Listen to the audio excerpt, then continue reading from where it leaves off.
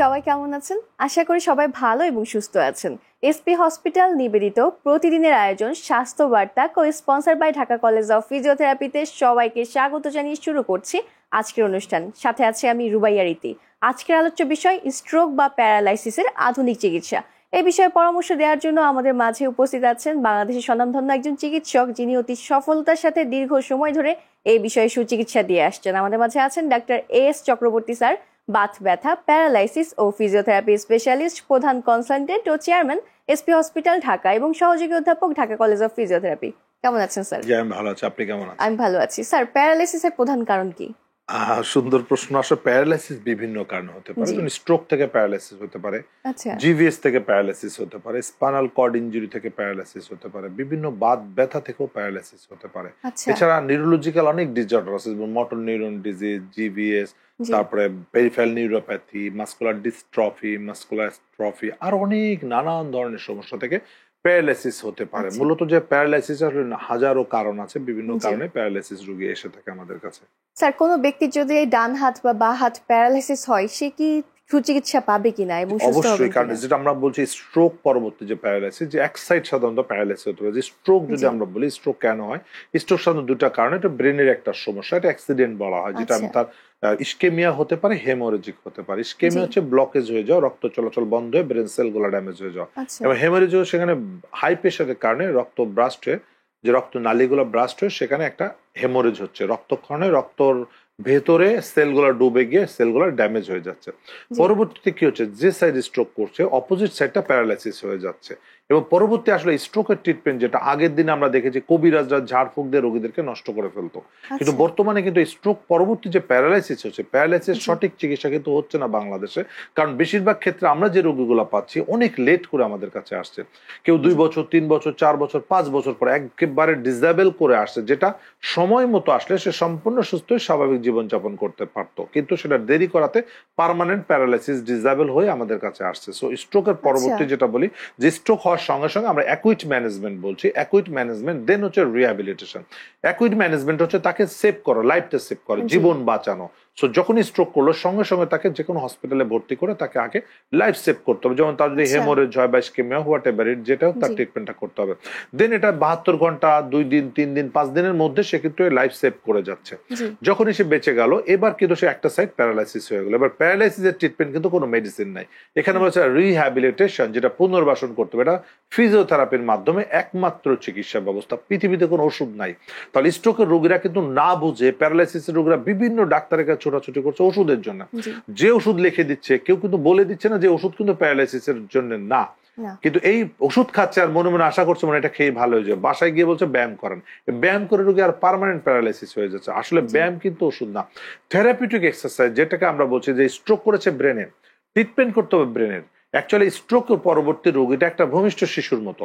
একটা ভূমিষ্ঠ শিশু যেমন জন্মের পরে তার কিন্তু 4 হাত পা কিন্তু অকেজো থাকে, সে কিন্তু কিছু করতে পারে না। আস্তে আস্তে তার ব্রেন ডেভেলপমেন্টের সাথে সাথে ফাংশন শিখছে, এবং ওই বাচ্চাকে আমরা কিন্তু সামাজিক ভাবে আমরা শেখাচ্ছি। বাসা থেকে বাবা মা ধরে ধরে হাঁটানো শেখায়, হামাগুড়ি দেওয়া শেখায়, বসানো শেখায়। ওই বাচ্চাকে জন্মের পর যদি জঙ্গলে ছেড়ে দেওয়া হয়, সে কিন্তু হাঁটা চলা শিখবে না, সে বাঘের মতো, শিয়ালের মতো সে কিন্তু হামাগুড়ি দেওয়া শিখবে, সে হাঁটা শিখবে না, কারণ সে যা দেখবে সেটা শিখবে।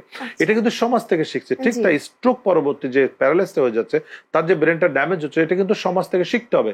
সো তার বাসায় গিয়ে বাবা মানে বাসার ফ্যামিলি মেম্বাররা তাকে ব্যায়াম শেখাচ্ছে। পেশেন্ট সারাদিন বসে থেকে হাত পা নাড়াচ্ছে, হাত বাঁকা হয়ে যাচ্ছে, পা বাঁকা, সে দাঁড়ানো শিখছে না, বসাও শিখছে না, স্বাভাবিক কাজকর্ম শিখছে না, কারণ ব্রেন কিন্তু ভুল রাস্তায় চলে যাচ্ছে। সো এটাকে আমরা হচ্ছে রি এডুকেশন। তার ব্রেনকে শেখাতে হবে কিভাবে হাতের ফাংশন টানতে হবে, কিভাবে জিনিস ধরতে হবে, কিভাবে দাঁড়াতে হবে, কিভাবে বসতে হবে, কিভাবে পোস্টার কারেকশন করতে হবে, কিভাবে তাকে গেট দিতে হবে না হাঁটতে হবে। এই কারেকশন গুলো একজন ফিজিওথেরাপি বিশেষজ্ঞের মাধ্যমে করা, যেটা এসপি হসপিটাল আমরা করে থাকি, যেটা তার প্রপার রিহ্যাবিলিটেশন। সো স্ট্রোক করার সঙ্গে সঙ্গে যদি তার অ্যাকুইট ম্যানেজমেন্টের পরবর্তীতে, সেটা হতে পারে 1 থেকে 3 দিন, 7 দিন, 10 দিনের মধ্যে এসপি হসপিটালে এসে ভর্তি হলে আমরা তাকে আবার খুব দ্রুত হাঁটানোর ব্যবস্থা করি, সে কিন্তু আবার স্বাভাবিক জীবনে চলে যাবে। আস্তে আস্তে আস্তে সে আবার সবকিছু করতে পারবে যদি সঠিক রিহ্যাবিলিটেশন পায়, যেটা আমরা এসপি হসপিটালে করে থাকি। স্যার, একটি বিষয় জানার ছিল, বর্তমানে বাংলাদেশে প্রায় 3 বছর ধরেই দেখা যাচ্ছে যে ইয়াং জেনারেশনে যারা আছে তারা কিন্তু স্ট্রোকে আক্রান্ত হচ্ছে, অনেকে মারাও যাচ্ছে। বিষয়টি কেন?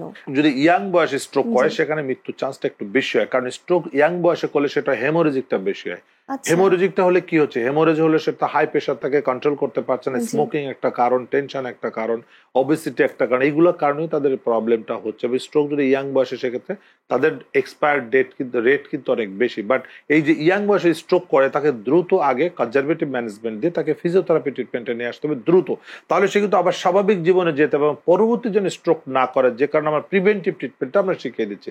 কারণ স্ট্রোক যেন না হয়, প্রিভেনশন করার জন্য কিন্তু এক্সারসাইজের বিকল্প নাই। স্যার, বর্তমানে যে বিষয়টি কাজ করে যে অনেকেই আছেন যে স্ট্রোকে আক্রান্ত হচ্ছে, আবার জিবিএস রোগী যারা, তাদের ক্ষেত্রে কি চিকিৎসার মাধ্যমে সুস্থ হওয়া সম্ভব? হ্যাঁ, জিবিএসটা তো কিন্তু এটা কিন্তু খুবই একটা প্যাথোলজি, যেটা ইয়াং বয়সে সবচেয়ে বেশি, বৃদ্ধদের থেকে ইয়াংদের কিন্তু জিবিএসটা বেশি, বিশেষ বাচ্চাদেরও কিন্তু। একটা বাচ্চা যখন জিবিএস আক্রান্ত হয়, জিবিএস সাডেন ঘটে যাচ্ছে জ্বরের মাধ্যমে, একটা ভাইরাসের কারণে কিন্তু এটা তার ঘটে যাচ্ছে, এবং আস্তে আস্তে পা থেকে সারা শরীর প্যারালাইসিস হয়ে যেতে, এমনকি মৃত্যু পর্যন্ত হতে পারে। তো এটা অ্যাকুইট, এটাও কিন্তু অ্যাকুইট ফেজ ম্যানেজমেন্ট, এবং তাকে কিন্তু রিহ্যাব, দুইটা ম্যানেজমেন্ট করতে হবে। অ্যাকুইট ম্যানেজমেন্ট, তাকে মেডিকেশন লাগবে, এবং রিহ্যাবে কিন্তু তাকে ফিজিওথেরাপি ছাড়া কোনো উপায় নেই। স্ট্রোকের এই জিবিএস এর রোগী অনেক আছে, দেখা যাচ্ছে ফিজিওথেরাপি সঠিক না হওয়ার কারণে সারা জীবন ডিসেবল হয়ে ঘরে পড়ে আছে, এরকম অনেক রোগী আমরা পেয়ে থাকি। এমন সময় আসে যখন তার বিভিন্ন ধরনের ডিফর্মিটি গ্রো করে, তার হাত পা বাঁকা হয়ে যাচ্ছে, তার হাঁটু বাঁকা হয়ে যাচ্ছে, মাসেল ওয়াস্টিং হয়ে যাচ্ছে, সো পার্মানেন্ট ডিসেবল হয়ে যাচ্ছে। জিবিএস আক্রান্ত রোগীদের যত দ্রুত সম্ভব তাদেরকে রিহ্যাব হসপিটালে ভর্তি রেখে তাদের রিহ্যাবিলিটেশন ফিজিওথেরাপি চিকিৎসা করতে হবে, তাহলে তারা আবার স্বাভাবিক জীবনে ফিরে যেতে পারবে। কিন্তু স্যার, জিবিএস রোগী কিভাবে বুঝবেন যে তার জিবিএস আছে কিনা? আর জিবিএসটা দেখা যায় হঠাৎ করে যদি কারো দেখা যায় জ্বর থেকে আস্তে আস্তে পাটা অবশ হয়ে যাচ্ছে, তাহলে বুঝতে পারে জিবিএস হওয়ার সম্ভাবনা 99%। যে কোনো হসপিটালে দ্রুত ভর্তি হতে হবে, কারণ এটা যত দিন যাবে তাড়াতাড়ি খারাপ হতে থাকে, এবং সর্বোচ্চ 20 দিনের মধ্যে একটা রোগী এক্সপায়ার করে যেতে পারে। সো এইসব রোগীদের জন্য দ্রুত হসপিটালে ভর্তি, যদি 72 ঘন্টার মধ্যে ডায়াগনোসিস করা যায়, 72 ঘন্টার মধ্যে তাকে সর্বোচ্চ ট্রিটমেন্টের ব্যবস্থা করতে হবে, এবং 72 ঘন্টার মধ্যে যদি জিবিএসটাকে বন্ধ করা যায়, তাহলে তার ক্ষতিকর দিকটা বন্ধ হয়ে যাবে। স্যার, জিবিএস রোগের ট্রিটমেন্ট কি ব্যয়বহুল?